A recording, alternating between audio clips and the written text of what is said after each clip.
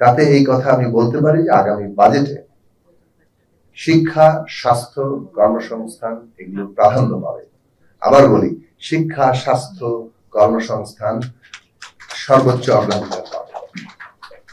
মাননীয় প্রধানমন্ত্রী জনাব তারেক রহমানের নেতৃত্বে এই নির্বাচিত সরকার কতগুলো প্রতিশ্রুতি স্পষ্টভাবেই দিয়েছে। বিশেষভাবে আমাদের আন্দোলন চলাকালীন সময় যে 31 দফা কর্মসূচি এবং তার আলোকে যে ম্যানিফেস্টো তৈরি হয়েছে, এখন এই সরকার দায়িত্ব নেওয়ার পর থেকে যে কাজটা শুরু করেছে সেটা হচ্ছে যে ম্যানিফেস্টোকে প্রোগ্রামে রূপান্তরিত করা, তারপরে সেটাকে প্রজেক্টে নিয়ে যাওয়া। ডিরেক্ট প্রজেক্টে না গিয়ে প্রজেক্টকে একটা প্রোগ্রামের জায়গা থেকে দেখা যাতে একটা ইকোসিস্টেম ডেভেলপ করে।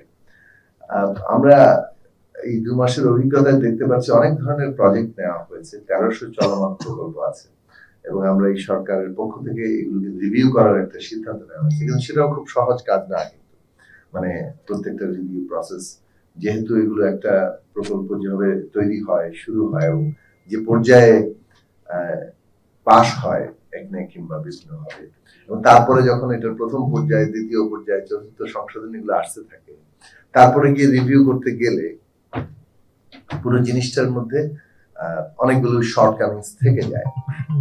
সেই বিষয়টা আছে।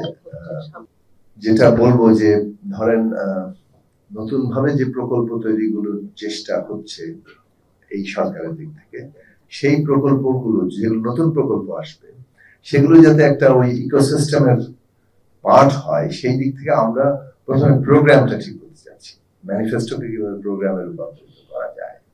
তো এটা হচ্ছে আপাতত আপনাকে সংক্ষেপে বলতে পারলাম যে হাউ উই আর, আমরা কিভাবে এগোচ্ছি সেই জায়গা থেকে।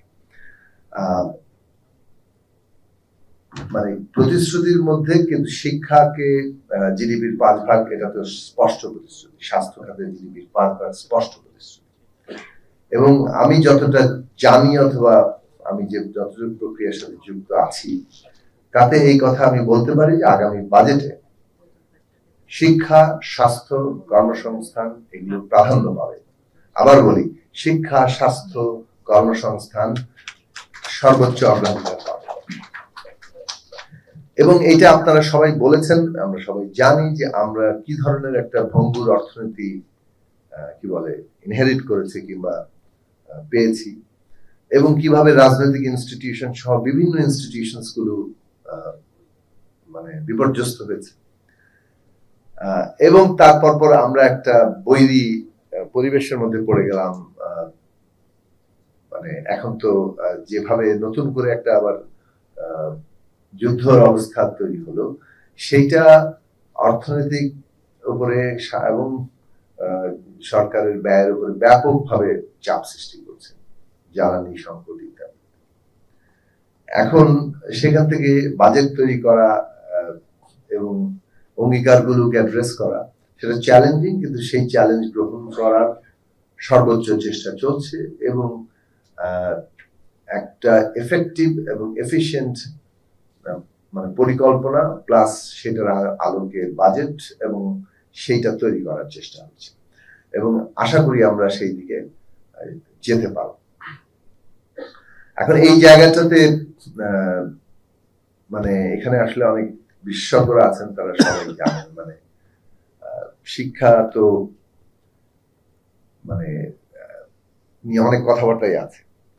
এখন শিক্ষা যে একটা বিনিয়োগ, সেটাও কিন্তু এই বিদ্যমান কিংবা প্রচলিত অর্থনৈতিক ব্যবস্থার মধ্যেও স্বীকৃত, এবং সাধারণত মানে যে বিনিয়োগটা আসলে দীর্ঘমেয়াদে আমাকে মানে ফলাফল দেবে, তো সেইটার জায়গাতে সে কারণে কিন্তু সর্বোচ্চ অগ্রাধিকারে এই পরিস্থিতি আনা হয়েছে যে এখানে এইটার উপরে যত বিনিয়োগ হবে আমরা ভবিষ্যতে আসলে এগোতে পারবো কিনা, কিংবা এই সরকারের যে স্পষ্ট লক্ষ্য $1 ট্রিলিয়ন ইকোনমি, সেইটাকে ধারণ করার মতো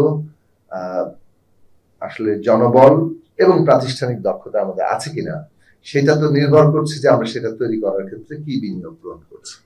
তো সরকারের প্রায়োরিটি হচ্ছে এই খাতে বিনিয়োগ করা এবং ওই জনবল তৈরি করা, অন্যদিকে প্রাতিষ্ঠানিক সক্ষমতা তৈরি করা, যাতে করে আমরা অর্থনীতির আকারটাকে ওই লক্ষ্য অনুযায়ী নিতে পারি। কিন্তু কেবলমাত্র একটা অর্থনৈতিক আকার নেওয়া না, সরকার একই সাথে কিন্তু একটা মানে অন্তর্ভুক্তিমূলক অর্থনৈতিক ব্যবস্থা করতে চাইছে। সেই কারণে তার সোশ্যাল সেফটি নেট এবং জনগণের প্রকৃত আয় বাড়ানো, এই দুটো হচ্ছে প্রায়োরিটি লক্ষ্য। এবং সোশ্যাল সেফটি নেটের প্রোগ্রামগুলো আপনারা ফ্যামিলি কার্ড, কৃষক কার্ড, মানে সবগুলো ইতিমধ্যে চলমান এবং সেগুলো বাস্তবায়ন শুরু হয়েছে এত রকম সীমাবদ্ধতার মধ্যেও। অন্যদিকে জনগণের প্রকৃত আয় কিভাবে বাড়বে সেইটা তো অর্থনৈতিক ব্যবস্থার সার্বিক অগ্রগতির সাথে সাথে যাবে, এবং সে কারণে এবং একটা শেষ পর্যন্ত ইনভেস্টমেন্ট ড্রিভেন একটা অর্থনৈতিক ব্যবস্থা গড়ে তোলা, যেখানে কর্মসংস্থান খুব গুরুত্বপূর্ণ প্রশ্ন হবে। এখন সেটার জন্য যে কর্মসংস্থান করতে চাই, সেই কর্মসংস্থানের উপযোগী দক্ষ জনশক্তি করতে পারছি না। শিক্ষা একদিকে দক্ষতার বৃদ্ধি, অন্যদিকে মানবিকতা, দুইটা উপাদানই খুব শক্তভাবে থাকতে হবে। আমরা যে জায়গাটাতে এতদিন ধরে কথা বলে এসেছি যে শিক্ষা প্রায়োরিটি হওয়া দরকার, এবং আমাদের এখানে শিক্ষার তো একদিকে একটা সর্বজনীন শিক্ষা, অন্যদিকে একটা মানসম্পন্ন শিক্ষা। সর্বজনীন শিক্ষার লক্ষ্য অর্জন করা দরকার, যতটুকু অর্জিত হয়েছে তার মধ্যে এখন যদি মানের দিকে আমরা তাকাই, তাহলে সেটা সবাই স্বীকার করেন যে এটা একটা ভয়ানক বিপর্যস্ত অবস্থা। এটা দিয়ে বাংলাদেশের চাহিদাই পূরণ করা যাবে না, আন্তর্জাতিক স্ট্যান্ডার্ডের তো ধারে কাছে নাই। সুতরাং মান কিভাবে বাড়ানো যায়, এবং সেটাই গভর্নমেন্ট, শিক্ষা মন্ত্রণালয় আরো ভালো করে বলতে পারবেন নিশ্চয়ই। তবে আমি যতটা জানি আমি সেই জায়গা থেকে কথা বলছি যে মান one of the priority, one of the না, মানে নাম্বার ওয়ান প্রায়োরিটি। এবং মানের ক্ষেত্রে দুটো বিষয় খুব গুরুত্বপূর্ণ। একটা হচ্ছে যে শিক্ষকদের যে যারা শিক্ষাটা দেবেন তারা আসলে কোন অবস্থায় আছেন। ফলে শিক্ষকদের বেতন, তাদের সামাজিক মর্যাদা, তাদের অবস্থান, এইটা অন্যতম গুরুত্বপূর্ণ বিষয়।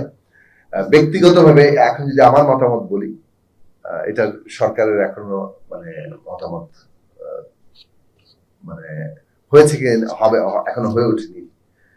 আমরা বহুদিন ধরে এই কথাটা আগে থেকে বলেছি যে শিক্ষকদের স্বতন্ত্র বেতন স্কেল হওয়া দরকার, শিক্ষকদের সামাজিক মর্যাদার জায়গা হওয়া দরকার। শিক্ষকতা একটা পেশা, কিন্তু তার চাইতেও বেশি কিছু। ফলে এই জায়গাটা অ্যাড্রেস করা দরকার নীতির মধ্যে। এইটাকে 8-10টা ওই গ্রেডের প্রতিযোগিতায় ফেলে দিলে, 10ম গ্রেড না 11তম গ্রেডের কম্পিটিশনে, অথবা মানে সেইটার জন্য আদায় করার জন্য প্রেস ক্লাব এবং শহীদ মিনারে বড় বড় সমাবেশ কিন্তু দিনের পর দিন ছিঁড়েই চলতে থাকবে। এই জায়গাটা আসলে আমাদের খুব মানে লক্ষণ হিসাবে ভালো না। এটা এই ধরনের নীতিগত অবস্থান ব্যক্তিগতভাবে এটা আমরা বহুদিন ধরে বলেছি, আমরা আমাদের রাজনৈতিক অবস্থান থেকে।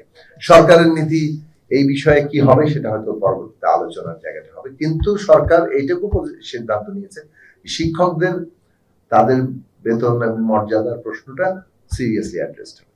2 নম্বর বিষয় হচ্ছে শিক্ষকদের কাছ থেকে যে সার্ভিসটা আমরা পাওয়ার বিষয়, তারা যথাযথ শিক্ষা দিতে পারছেন, তার জন্য তাকে তো গড়ে তুলতে হবে তার প্রশিক্ষণের ব্যবস্থাটা। এবং সেই প্রশিক্ষণ এমন নয় যে অনেক প্রশিক্ষণ তো হয়, আমাদের এখানে প্রশিক্ষণের কোনো অভাব নাই, কিন্তু কোনো প্রশিক্ষণ সত্যিকার অর্থে তাকে কি উন্নতিটা ঘটালো তার কোনো পরীক্ষা নিরীক্ষা নেই।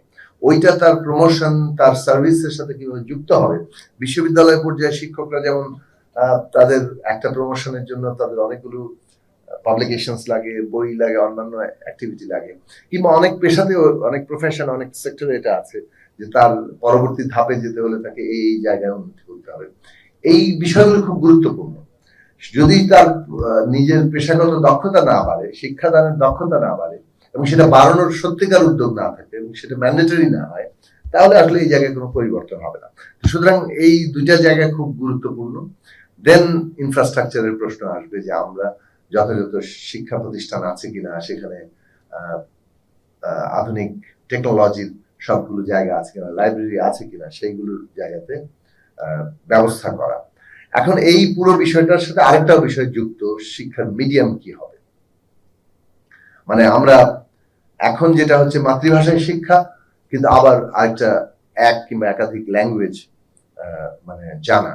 সো এই দুটোর দিকেই সরকারের গুরুত্ব আছে, মাতৃভাষায় শিক্ষার দিকে গুরুত্ব আছে, আবার যাতে আমরা আন্তর্জাতিক ভাবেও কোপ আপ করতে পারি তার জন্য আরেকটা ভাষা শিক্ষার দিকে আছে। এবং শিক্ষার সাথে এইটা কর্মসংস্থানকে একেবারে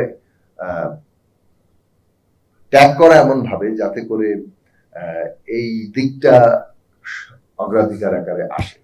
ফলে যত ধরনের কারিগরি শিক্ষার জায়গা আছে সেই দিকটা এইবারে অনেক বেশি প্রাধান্য পাবে।